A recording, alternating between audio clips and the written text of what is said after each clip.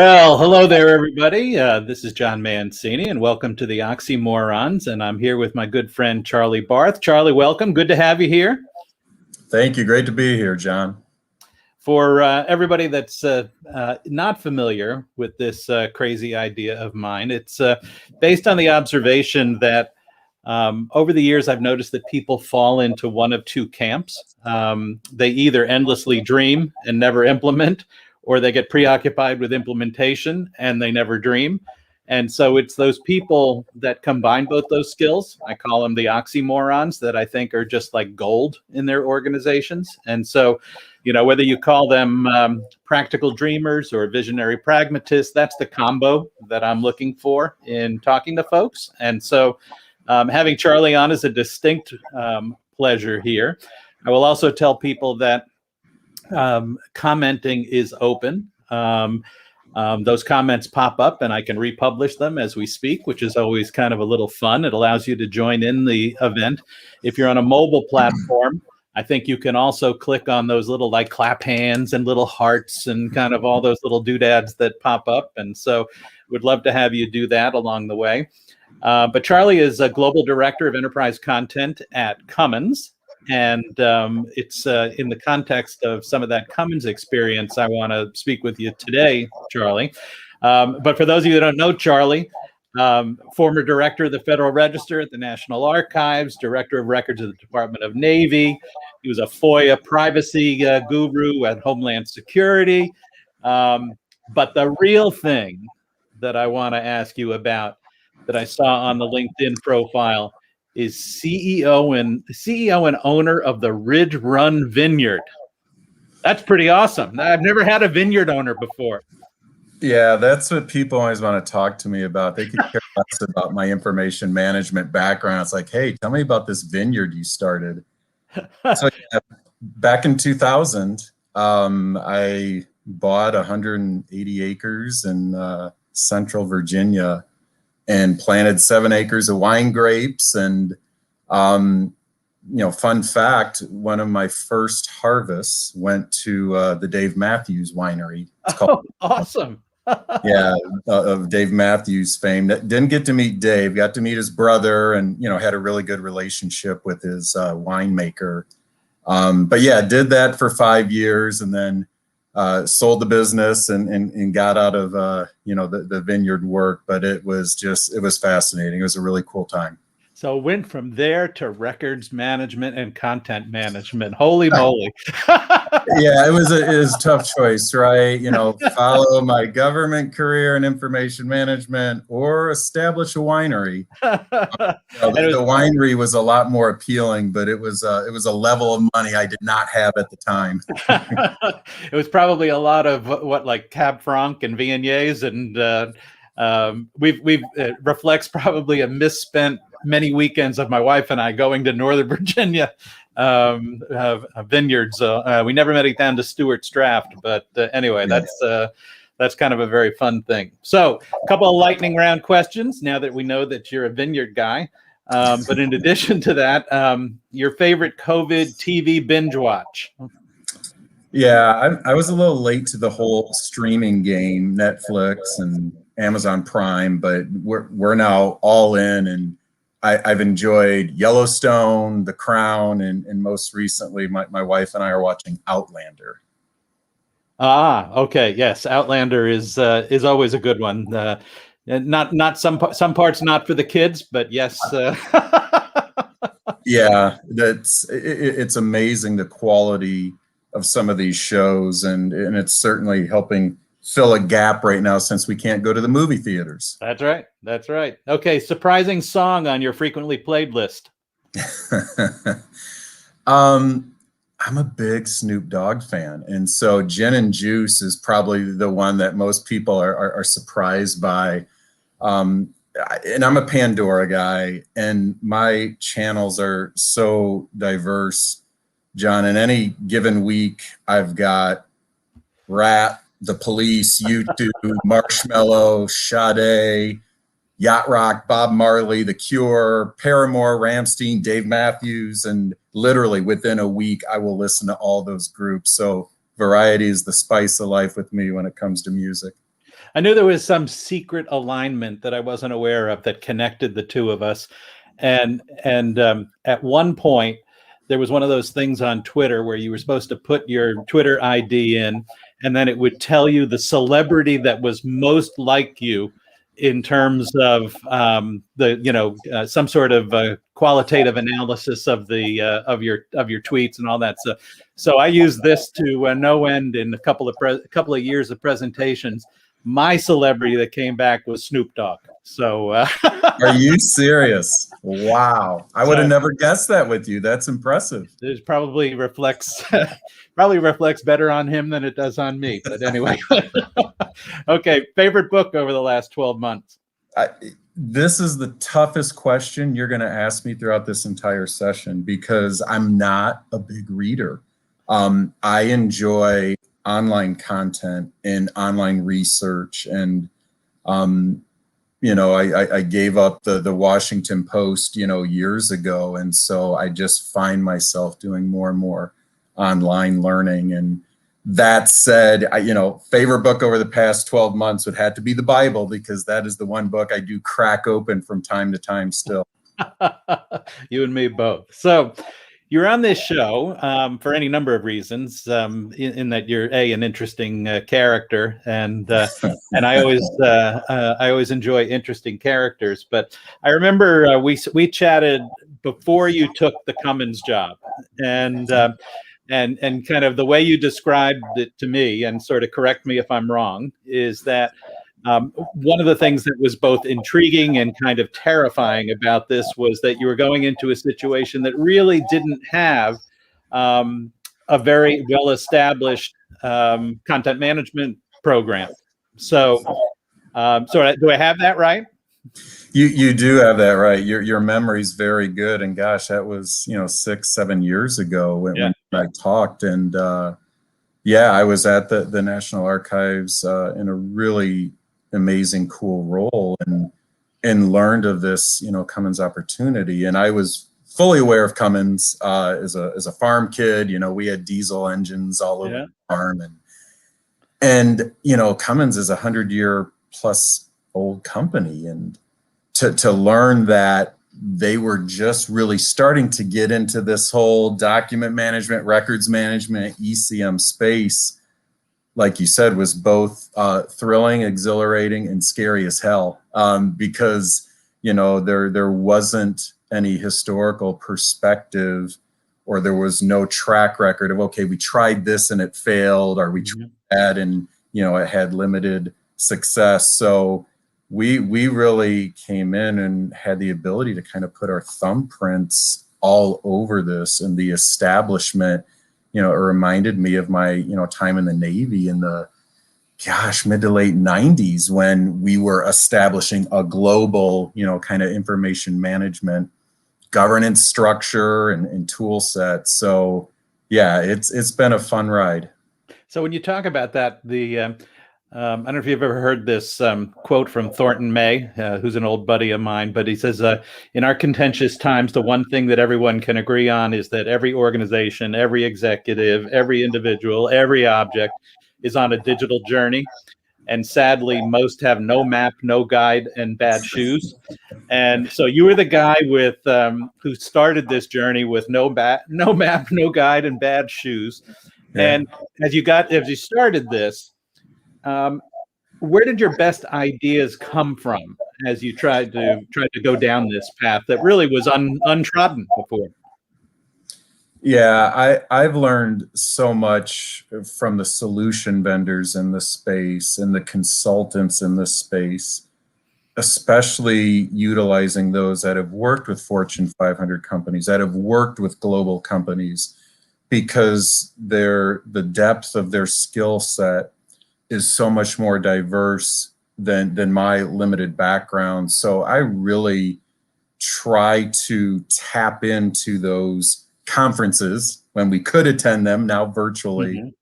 And then, believe it or not, even some of those emails, right, that I get, 20, 30, 40 a day from those external vendors, you'd be surprised, responding to those, starting some conversations with those folks who are trying to build out future solutions in this space, it really helps generate, some of the best ideas I've come up with. Another area here, John, that is critical is I try to look at everything with an employee experience lens and employee experience perspective, because something that may make sense to you and I, and from an information management perspective, it's spot on. If the employees are going to rebel, you got to go back to the drawing board. So that employee experience is also where I get some of my best ideas from. I think that idea of some of the solution providers is really an interesting one, because sometimes people tend to discount that, because obviously there's a self-interest involved in this on the part of many of our colleagues in the solution provider space. But I think you're right, because there's an edginess there sometimes that I think is really interesting in sort of stimulating the thinking along the way. Yeah, and sometimes it's just, fate and luck that our internal team is wrestling with a particular area, say in data privacy or, information governance. And then boom, suddenly all of a sudden I'm getting an email from vendor X who specializes in data governance or data privacy. And just, they're getting very creative with how they, reach out to us. But yeah, don't just send those to auto delete or ignore them. Sometimes there's some really great nuggets of wisdom in there. So as you extracted some of those nuggets and you built your approach to essentially implement an ECM program where no man has gone before, no person has gone before, how did you validate what you were doing? How did you kind of figure out, okay, that's the path I want to go down? Yeah, there's kind of three things that I use on that validation path. One is we've got a really robust internal development lab for some of those IT solutions where we have the ability to kind of kick the tires in that sandbox to really validate how it's going to work and if it's going to work. Another thing I utilize, John, is those vendor labs. Certainly Microsoft and Adobe come to mind, where they've invested in this, nationwide structure of test labs, and they want you to bring your ideas, bring your requirements into their lab environment with their experts. And we've been able to test out, many of our ideas and concepts and theories utilizing some of those, third-party labs too, with technology we've already invested in. And then that last one, I'm going to go back to them probably throughout this whole session. We have an employee experience team that really looks at that engagement piece, that interface piece, that usability piece. And so we would be remiss if we did not validate some of these ideas and potential solutions through employee experience. They've just been, a wealth of information and have a pulse of our employees that's much stronger than what we would have internally, say, within the ECM program.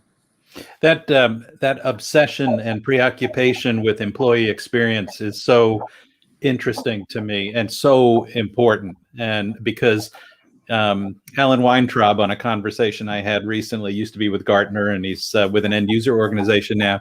He said, it took me a while to realize that the most fundamentally disruptive technology that we deal with is this one.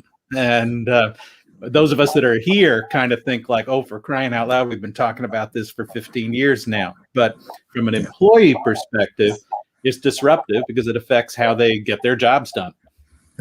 Right. And I think early on in this space, that was a big missing element. You remember the days where we had dozens of vendors in this space, and they all had really great tools that did as advertised, but it really wasn't baked in with the thought of, okay, well, how are the users going to react to this? Yeah. The assumption was, oh, you said you want a tool to do A through Z, so okay, here it is. And what we found is that without that, kind of employee element and employee design, that, many of these failed because of that.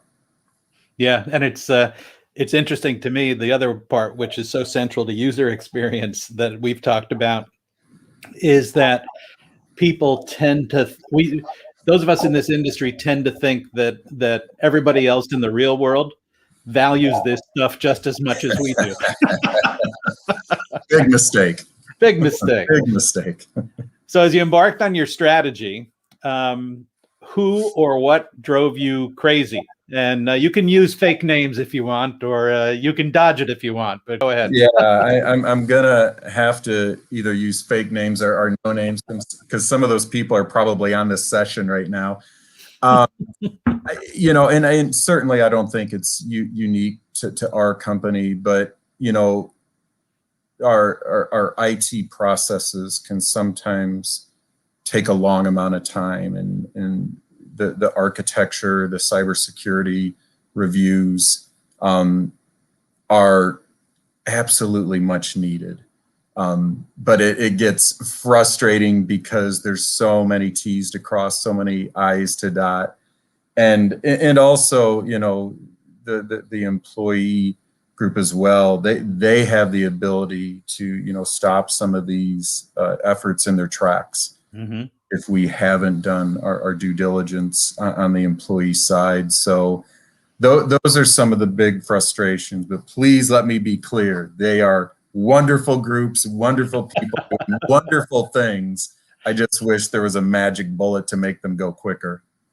So what was your take on failure as you started this? Clearly there's on any of these journeys, there's a lot of, kind of weird routes that you take, and you don't necessarily, it's not a straight line. There's always little pitfalls along the way. How do you worry about failing? How do you deal with that? How do you approach it? I worry about failing a lot. Think about it every single day. Failure drives my actions, my communications, my strategies. It's one of my biggest fears as a professional. I'm a born people pleaser with a servant's heart, and failing is just not an option for me. But that said, I'm also realized, throughout my career, that failure creates growth, and without it, I wouldn't be where I am today. So I never want to fail, never. But I also understand it's a part of life. It's certainly a part of this business that we're in, and the quicker you can learn from those failures and move on, the stronger professional you're going to be. Yeah, the thing that I always wrestled with was trying to convince organizations to make the half-life of failure as short as possible, and the half-life of success be as long as possible. And it almost always seemed like it was the opposite way around. You would you'd succeed at something, and then it would be like, okay, what's next? And then you would fail at something, and people would talk about it for like years. Right. They always remember those failures, right? Yeah, and those, well, what about? So you must have some kind of secret sauce. I look at you and I sense an inherent sense of optimism, which is just, I think, part of the recipe of any oxymoron. But what would you consider if I asked some of your peers, what would they say your secret sauce is? Well, I hope they would say I have secret sauces, plural. Okay, good. Versus just singular. I mean, a couple things come to mind, and passion is at the top of the list. I try to bring a passion to work every single day. And I always tell people it doesn't matter if you feel you're in your dream job or forever job or not. Show up every day with a passion, and that's going to make a massive difference. Has that been hard? Has that been harder to do during COVID? It is. I think face-to-face passion is more perceivable than Zoom passion. But so I am looking forward to being able to go back into the office at some point in time and show that passion eyeball to eyeball. But yeah, I can't stress enough, be passionate about what you're doing in this space, and it's going to serve you well. Another, I think, secret sauce for me is the soft skills. The ability to not only talk, but the ability to listen. And the ability to listen without interruption is something I've personally had to work on, but I found it so appreciated, because so many times we all want to just move on to the conclusion or move on to the solution, or we think we have it in our head, or we think we've heard enough and you're already moving on to the next thing. And so those soft skills are just absolutely, critical. And, the eye contact and a firm handshake still means something to me, and I think still means something to a lot of individuals. Another, area, John, and I have to be careful with this one, is I've made a career out of asking for forgiveness versus permission. And it's served me well. And again, let me caveat, I'm not promoting break rules, break policies, break regulations, do whatever you want. But what I've found is when my heart is in the right place, meaning for the agency, for the company, for the betterment of our employees, I've been able to accomplish some really good things. And so it's just something that's served me well. Sometimes we just get paralyzed by the perfection and paralyzed by all the internal processes we have, that little to nothing gets done. And that's something that it just grinds on me. But yeah, that Jesuit kind of mentality is something that I've always valued. I think about some of the weaknesses that I have, and I like to come up with ideas, but that execution is kind of some of my weakness on the OxyMoron spectrum. But I think that when I always look for people that are going to push me and sometimes annoy me, and sometimes and they'll emphasize that asking forgiveness side, and I try to always keep in mind that that's what I wanted. That's what you asked for. That's what I asked for. And just one more point that's been, I think, really critical and beneficial for me in my career is the have fun aspect. I try to play as hard as I work, and I work very hard, but I also like to play hard, and that includes time with my team and time with stakeholders and networking in an environment outside of work, and really getting to know each other as human beings. That fun connection is really, again, served me well, and certainly a secret sauce that I'd recommend.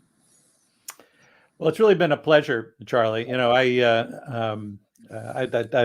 mean it. I very much admire kind of the course of your career from the public to the private sector, and kind of thinking about the lessons that you can learn from each, and thinking about how you take those experiences from one spectrum to another, including probably the experiences of running a vineyard. So thank you again for joining us, and we hope everybody should watch for the publication of this kind of once I finish the transcription of it. And thanks so much, Charlie. I really enjoyed it. You're very welcome. Thanks again, John, for having me.